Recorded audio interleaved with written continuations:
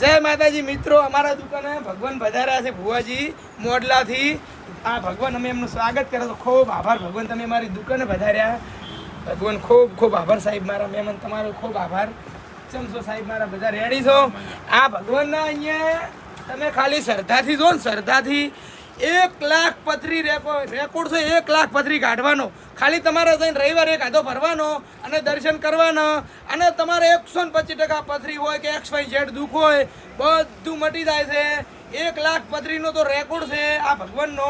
ભગવાન તમે મારા દુકાને આવ્યા, ખૂબ આભાર ભુવાજી તમારો સાહેબ. મારા અમારા પગલા કર્યા, મારી દુકાન પાવન કરી.